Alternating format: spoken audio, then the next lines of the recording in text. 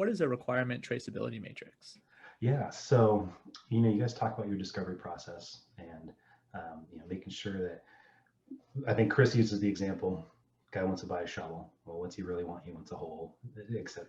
Yeah. So the requirements traceability, when we look at our internal architecture, we have requirements documents, we have technical system design, functional system design, and the requirements traceability matrix basically says when we have a requirement, 1 through 100, when we fulfill that requirement, we need to fulfill or be able to match that requirement back to the requirement in the initial discovery process.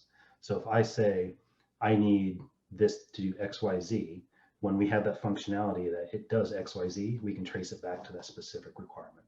Cool. So it just helps us make sure that all the requirements are being met and we can trace it to the functional design. And do you build that before the discovery meeting, that these are my requirements, and then you show up to the discovery meeting and match it and then follow up? How does it work? Yes and no. So we have our initial set of requirements, but as we're talking with the vendors, they obviously are more knowledgeable about the software than we are. So a lot of times, and this is a great key to you guys uncover requirements that we didn't know we had. So it is an ongoing process. So you have what you think are the important stuff, and then they may come and add or even change some stuff for you potentially. Absolutely. Yep. Or uncover more requirements than what we originally had.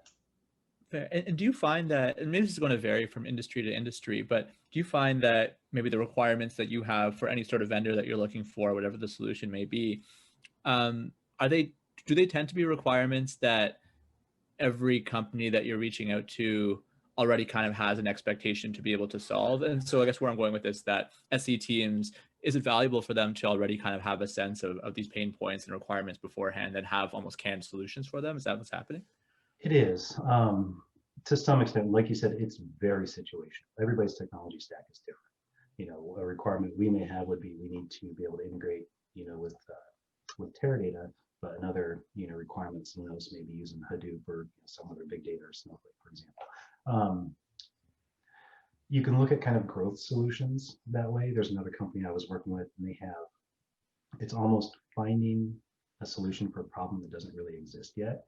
So they're developing solutions and then seeing how they interact with the enterprise.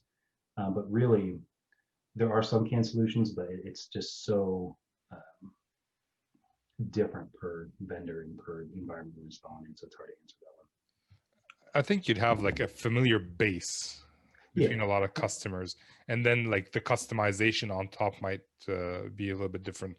But to Benny's point, the more understandings of other customers' problems that you might have, like if I understood what like some other customer, some like a competitor of yours, their problems, I can come and talk to you and we can discuss like, hey, we've seen these problems in other places, like from an SE perspective. What do you guys see? So, and you see that a lot, working in financial services, we're highly regulated environments. So we do, all the banks are going to have essentially the same regulations. So you kind of have that baseline. So you're right, you'll have that baseline of hurdles you need to get over with or requirements that you need, and then everything else can be customized after that.